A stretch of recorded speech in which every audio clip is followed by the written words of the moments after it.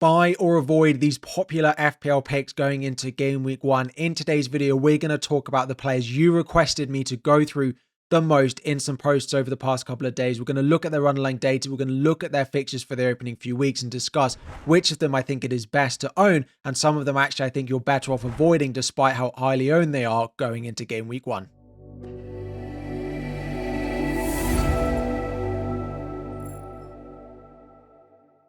What is up, everyone? FPL Harry here, and welcome back for another video.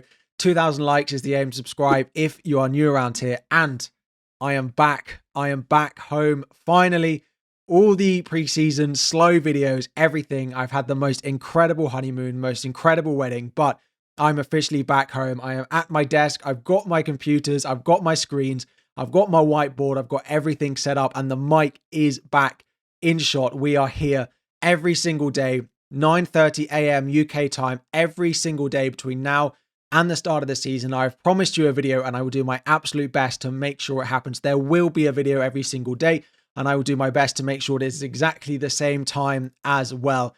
I've had the most incredible time, but I'm excited now to look ahead to the start of the FPL season and to talk about it all with you as well. As you've probably seen in the intro and at the start of this video as well, we've got a bit of a sort of new graphics going around the channel as well. We started a few bits in the early preseason, but actually now that I'm home, we've really got all of the upgrades. So I'm hoping you like the look of it. This video has had a bit of an upgrade. Hopefully things are a little bit clearer, easier to understand. It wasn't something I particularly loved in my videos last year, the way that I displayed some data. So hopefully this is a little bit easier for you. Pictures and stuff like that as well. Dynamics, graphics, all of that. And of course, the big thing I've changed this year is the way I display players, both in my team selection and that you can see like Haaland displayed up on screen now as well. So any feedback that you like the graphics or you don't like them, please let me know in the comment section down below as well. But let us dive in. Now, in these videos, we do use a lot of data. And as you can see, I do pull most of it, if not all of it, from the Fantasy Football Scout members area. I pull it from my custom data tables. I go into the data tables there themselves and have a look at things like defensive contributions. They've all got projected points per 90, which is again taken from the Rate My Tool projections on the Scout website as well. They are still offering 40% off, over 40% off during preseason as well. So there is a link in the description if you want to check it out. Absolutely loving the defensive contribution data. We will talk about that during this video as well with some of the defenders we're going to talk about, and maybe how much we should focus on that versus maybe how much we shouldn't as well. We're going to start up front though, and we're going to talk about one of the most spoken about players that is in very few drafts. I think he's still under 50% owned, and that is Erling Haaland of Manchester City. 14 million, just less than Mo Salah. And with most people choosing to go with Mo Salah in their drafts, it does mean that Erling Haaland is being a little bit forgotten. Now, I do think it is possible that you can build a pretty good draft with Haaland and Salah in. I know it's a lot of money, and if you can only captain one of them every week, maybe it's not that worthwhile. But I do think it is possible, and I've actually built a draft with Haaland, Salah, Palmer in for some videos, which I do actually think is reasonably strong. So if you just want Haaland and Salah, it is something you can do. Haaland is notoriously a fast starter in the Premier League. We've seen that over the past couple of years.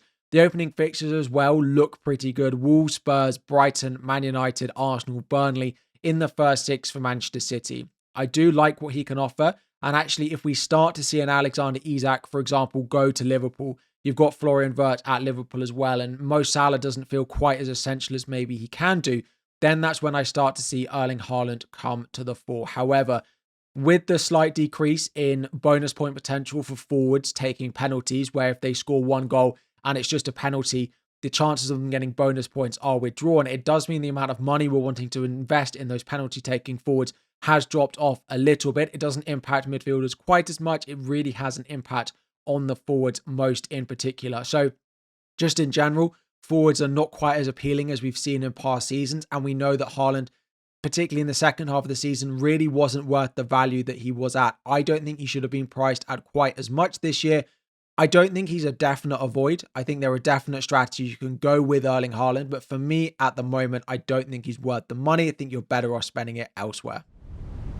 Next up is another forward, and that is Alexander Isak, who at the moment is 30% owned and over 10 million. For me, straight away, Alexander Isak is an avoid, particularly because of the uncertainty around his future. At time of recording, Liverpool have made a bid which has been rejected by Newcastle. It doesn't necessarily sound like Liverpool are going to make another bid at the moment, but there is still a fair amount of time to go between now and the start of the season.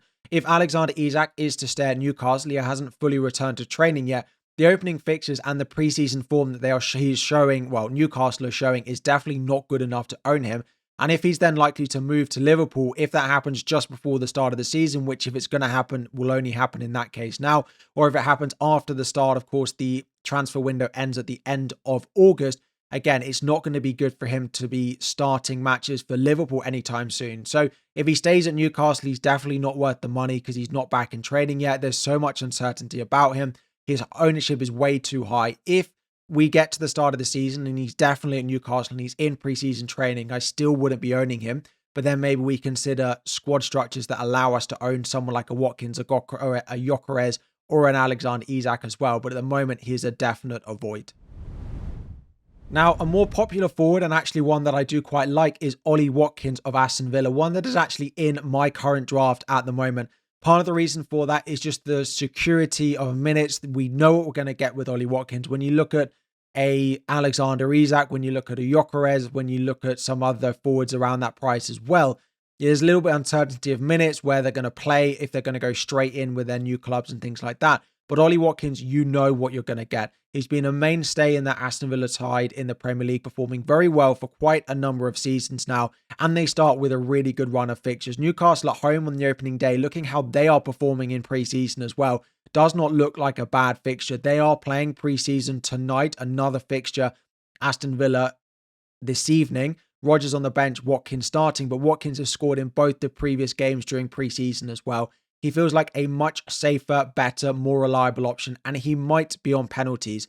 Now that Asensio and Marcus Rashford are both not at Aston Villa, we're a little bit uncertain who it was going to be. Now, before that, Tielemans did take a penalty while Watkins and Rodgers were both on the pitch, but he did miss it, and we are yet to have another penalty again for them. So we don't know. It could be Watkins, which he's not the best taker, but his actual record has been okay. His predicted points, which we're taking from Fantasy Football Scout for the first 6, are really nice, and I rate him highly. If you've got the money, maybe the squad structure you have doesn't allow it, but if you've got the money, I really like him at 9 million. Next up is another forward, the second most highly owned player in the game, and is causing a little bit of uncertainty and a little bit of controversy as well, and that is Joao Pedro. Now, of course, he's been in and out of our teams when he was at Brighton, now, of course, signed for Chelsea and hit the ground running, helping Chelsea to win the Club World Cup as well. The opening fixtures for Chelsea do look really nice, but it is worth noting that they are about the only team left not to be back in pre-season training because of how late they went into the Club World Cup. They play on the opening day against a Crystal Palace team who are already in pretty much full strength pre-season and are looking very, very good. Now, the opening fixtures are good. We do expect Joao Pedro to be Chelsea's starting striker going into the beginning of the season. But of course there is Delap and of course there is Jackson, although he is suspended for game week 1. As a Chelsea fan, I do expect Joao Pedro to be our first choice striker. I also expect him to have reduced minutes around the 60-70 minute mark. Now, if you are happy enough with that early on in the season, and then absolutely I think that's fine. But if we go back to something I said in my top tips video, which I probably need to remember myself, is to pick nailed 90-minute players, and I don't think Joao Pedro is that. He is in my draft at the moment, just while there's uncertainty of someone like a Dominic Solanke in and around the same price. But I do think that as the season gets closer, I'm not sure Joao Pedro will be nearly as highly owned when game week 1 runs around and compared to how he is now. So at the moment, he's not a buy. He's not an avoid. He's probably slightly more in the buy category. But as the season gets closer, if we're more certain that he's not going to get 90 every week, which he probably won't, he'll probably be an avoid by game week 1. Now we go to Arsenal, and hopefully I'm going to correctly pronounce this after being corrected about 20 times in my most recent video, and that is Gyokeres now of Arsenal. 9 million. He played his first minutes for them off the bench with not that much impact, but his first game, you can't expect too much. Now, the opening fixtures for Arsenal are not the best when you start to look at them. It's only really Leeds at home, maybe Forest at home that you're really looking to target, but outside of that, it might be a wait and see until game week 7. I do think he will do well at Arsenal, but I'm just not certain he's the game week 1 pick. When you've got someone like a Kai Havertz who knows the system and knows the team well, when you've got someone like an Ollie Watkins that you could buy for the same price with a great run of fixtures and is proven in the Premier League. Gyokeres feels like one I absolutely think will own at times, and I think he will have a fantastic campaign and make a big difference for Arsenal pushing potentially for the Premier League title, but he is not a buy for me in game week 1 unless we see massive things from him in pre-season, and let's say Kai Havertz looks all over the place and not ready, then maybe it's a buy, but right now he's just an avoid. Sticking with Arsenal, we're going into midfield and we're looking at Declan Rice. Now, he is one who's getting a little bit more attention particularly because of the defensive contributions that we have added to FPL this season. However, when you actually look at the underlying data, he averages just under 10 defensive contributions per 90 minutes he's on the pitch. Now, he doesn't always play 90, and as of course he's a midfielder as well, he has to get 12. So averaging under 10, although you might think it's quite close, means he's not going to hit it sort of 30% of the time, maybe, when you're starting to look at how often he's going to hit it. Now, with the signing of Zubimendi, we are expecting Declan Rice to play a little bit further forward. He is nailed as well. Over the course of the season, he is actually predicted to be one of the highest scoring midfielders in the game, particularly in and around that price, just because of some defensive contributions, good goal threat, on some set pieces as well. He feels like a great pick if you are picking a player for like the whole season and not worrying about making transfers, but you're not doing that, and that's not really how we play FPL. I think for the first 6 game weeks, just based off the fixtures that they do have, he's not the best pick, and I think there's other more exciting players in and around his price that I'd probably look to own in game week 1. But I absolutely think that once their fixtures get better, once we see maybe how Zubimendi fits in, how Gyokeres fits in as well, once we get to game week 7 when their fixtures look really good, I think he could be a fantastic set and forget, maybe even the best 6.5 million midfielder in the entire game. So I'm not going to say he's an avoid. I just don't think he's the best at his price for the first 6 weeks, but I think he is going to be a great option this season. Now, another player in midfield at the same price that I do think is probably a buy is going to be Kudus now of Spurs. I was a little bit uncertain of it, but with the news over the past 24 hours that unfortunately Heung-min Son of Spurs is going to be leaving the club after all his time, a little moment just to say those partnerships of Son, the way we've owned him in FPL, the way that we've owned Harry Kane as well, to see a Spurs lineup that's not going to have any of them in is going to feel very different. But it does have a knock-on impact for someone like a Kudus, someone like a Dominic Solanke, and potentially a Brennan Johnson as well if they don't sign someone else. Kudus is the cheapest of all of those Spurs attackers that I've just mentioned. The fixtures look absolutely fantastic for them for the start of the season as well. He's also been taking some set pieces during pre-season, and if we get to the start of the season and they haven't signed another winger, we've got to be looking at it that Kudus is going to be in that first choice front 3. Now, I don't expect him to play 90 every week. It is probably going to be a 60, 70 minute, but Thomas Frank seems like he's going to be trying and maybe using Kudus in a similar way that maybe he owned Brian Mbeumo, and with the way he played him while he was at Brentford. Maybe that's the sort of mold that he's going to try and build Kudus into. So for that reason, I like him. I've given him a 7 out of 10, but I expect that to probably go higher and higher as we get close. He gets more minutes during pre-season, so he is a definite look and buy for me. He's especially good if you're looking to play your bench boost in game week 1 because of how good the fixture is. You can own him for the good run at the start of the season, then potentially sell him if you're playing that early wildcard if it's not working out. Elsewhere at Aston Villa is Morgan Rogers, and for anyone who watched the channel last year will probably know that I'm a bit of a Morgan Rogers hater in FPL. He felt like he was the perfect first sub for our FPL teams every single week. The mold that I think Elliot Anderson at Nottingham Forest is going to fit this year. But Morgan Rogers, I think when the game launched, I saw 7 million and thought that feels a bit expensive. As time has gone on, as I've seen in preseason, I think he is a fantastic own. He is a ranking of 9 out of 10 for me. The opening fixtures are great. The underlying data is really strong. He's not expected to get very many defensive contribution points, but that's not why you're owning Morgan Rogers. You're owning him for the goals per 90 of 0.23, assists per 90 of 0.32. That's over 1 attacking return in every 2 games that he's playing. 4.65 points per 90 last season as well. Really interesting underlying data on him. Much better than I maybe expected. Now, he did outperform his expected goal involvement, so he did finish well. Did create some good chances which others finished well, but with that opening run of fixtures at 7 million, reliable 90 minutes, you can't get that much well at that price. I really like him. He's a definite buy. Now, all the talk of the town in pre-season over the past couple of days has been around Crystal Palace. They've continued to look really good. They are putting out full strength lineups during pre-season, even though we are still 2 weeks out, and they look like they don't want to start slow like they did last year, and they want to start fast and continue and just look really good. Bold prediction, I think they will finish inside the top 7 of the Premier League this season if they can keep hold of Eze, although he is linked to move to Arsenal. That might be a little bit of a factor why you might be put off owning Eze, just because if there's a little bit of uncertainty, you don't want him moving after the game week 1 deadline and being forced into making a transfer. Mateta and Sarr definitely look like they're going to stay. Mateta has been banging in the goals. We're looking at Joao Pedro, Chris Wood and Dominic Solanke, and no one really is owning Mateta at the moment, and I absolutely think that we should. I also think it's a little bit like Bournemouth, that because of the game week 1 fixture being Chelsea away, not that many people want to own these Palace players, but they are perfect rotation players. If you look at the good fixtures they have, they are so good. Like Forest at home, Sunderland at home, West Ham away in the first 6 is great. You could play them away at Villa, but they've got Chelsea and they've got Liverpool in there, which does move them down fixture rankings. Like if I put my fixture ticker up on screen now for you, you can see they're quite near the bottom. They're definitely comfortably in the second half of that ranking because of some of the more difficult fixtures they have.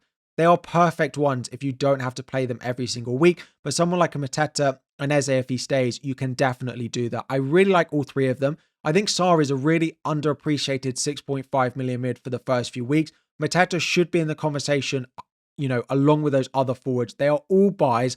I'm not going to go Eze. He's just a little bit too expensive for my squad structure. I'd rather a Rodgers, for example, for the first few weeks. And with the uncertainty of his future, Arsenal putting bids in and stuff like that for him. So Eze's probably an avoid. Mateta and Sarr I really like, but if Eze is confirmed to stay by game week 1, they are all definite buys and they should be considered more despite Chelsea away in game week 1.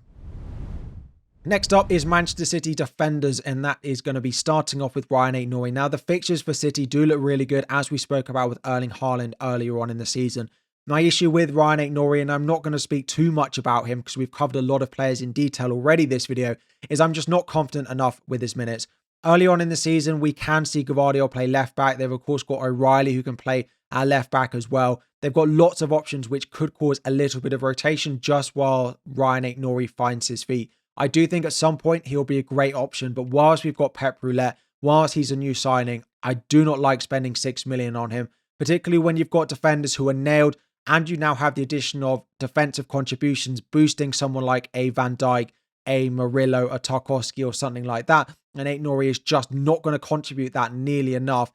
And we know that City can leak the odd silly goal and stuff like that. So right now, he is an avoid for me. I do think there'll be times and there will definitely be points in the season we will look to own him, but he's not a safe game week 1 pick for me. And the next defence that we're going to look at is Liverpool. And the 4 we've really picked out are Van Dijk, Frimpong, Konate and Gyokeres. Now, Frimpong is rotating and in competition with Connor Bradley. Gyokeres is in competition and rotating with Robertson. And Konate, although looks nailed now, they are being linked with a new centre-back, particularly Mark Guéhi, currently of Crystal Palace as well. So the first thing to say there, Van Dijk is the one who's nailed, right? He is the one that every single week is going to be on the team sheet. Frimpong, Bradley, it could be either of them. It actually has been Bradley who's been playing more minutes at right back during pre-season, whilst Frimpong has been playing a little bit more advanced and doing very well there. Gyokeres, and you've of course got Robertson as well. So straight away, based off pure minutes, I don't think I'd be buying a Liverpool fullback. I think Gyokeres and Frimpong will be the first choice fullbacks, but I don't think it's certain enough when there's so many fixtures they'll play. Once we get to game week 5 and 6 and Champions League starts, I don't think I'd be looking to buy a Liverpool fullback at the moment.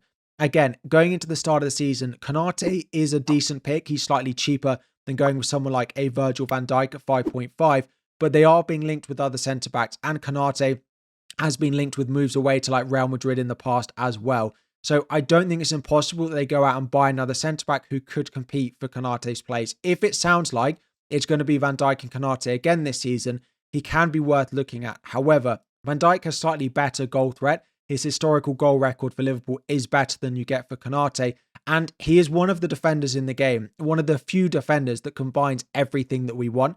He has good goal threat. He has the nailed ability. He's in the team every week. They have good clean sheet potential because they are the best team in the league last season, but he also has good defensive contribution per 90 numbers as well, which if you look at a Manchester City, you look at an Arsenal, none of their defenders do. He averaged over 8 defensive contributions per 90. So he'll be getting the +2s more often than someone like a Gabriel, someone like a Saliba, and someone like a Konate does as well. So just again, for safety at the beginning of the season, before we see how the Konate versus another centre-back might unfold or the fullback debate might unfold for Liverpool, Van Dijk is the safest nailed option, and they have a nice run. You can play him in a game like Newcastle away, particularly if Isak goes. Burnley, Everton, Palace, Bournemouth early on is absolutely fine as well. I really like Van Dijk. I probably need to get him in my draft, and he's definitely my favourite Liverpool defender. And now I did just want to add a little bit of a note, and I wanted to spend a little bit of time going through all the matches, but I realised I've spent quite a lot of time talking about all of this. So we'll probably do that in another video this week where we'll go through all the teams in a bit more detail. And actually I plan on doing that every single game week in my transfer targets video where I go through every match and just talk about the key players that you might be looking to buy. We won't do that in this video. We'll save it for another time between now and the start of the season. But that is also important because we are going to learn so much in the next 2 weeks. It feels like this preseason is going to weigh our game week 1 teams up more than it has done in the past. When are Chelsea going to come back? How are Nottingham Forest going to fare? Who is going to start at the back for Liverpool? Are Manchester United going to hit the ground running like we've seen? What's going to happen at Spurs? Is Dominic Solanke going to be available? There are so many big questions we've got. Is Gyokeres going to be available? How are Bournemouth attack going to do after how they were last year? I could go on and on. Who is going to be the attackers who play for Manchester City alongside Erling Haaland? There are so many big questions which I just feel we don't have the answers to quite yet. We can build players and we can build squads around the players that are nailed and are good in the past, but there are definitely questions that we don't have the answer to, and things will change. Over the next 2 weeks, I think every team plays at least 3 times in preseason. We will see lineups, we will get injuries, we will get players in form, we will get players out of form, in-form players like Harry Wilson, the most in-form player in preseason as well so far. So be careful with believing and sort of following too much of preseason hype, but also be ready to tear up your drafts and change things as players start to get more minutes, systems start to change and everything like that as well. We will be back every single day. I am home, we are here, I am ready, and I am excited to go. Thank you all for watching. This is a slightly longer video than we've done during preseason, and we are going to be back 9:30 a.m. every single day. So make sure you're subscribed. Set that notification bell so you get the reminder as soon as those videos go live, because of course I answer all the questions asked in the first 30 minutes to an hour of every single video. So make sure you're on for the first 30 minutes to ask your question there to get them answered. Again, there'll be useful stuff. If you have questions, drop them all in the comment section down below. I'll answer as many as I can outside of that time as well. Of course, not just in that priority time, but if you're early, you have a much better chance as well. Anyway, we'll wrap it up there. It's good to be back. We've got the new range of football shirts for all the videos. We're back. We've got the mic. It feels good. Another FPL season is here. Thank you all for your support. We are ready to go. Make sure you join the league code if you haven't done already. We are raising money for charity again this year. If you have a good finish and you finish inside the top 25k, I will donate money to charity if you do that. So however many people join my league and finish in that rank, charity will get a bit of money. Anyway, let's wrap it up. 2,000 likes is the aim. Subscribe if you're new around here. Thank you all for watching, and I'll be back again very soon.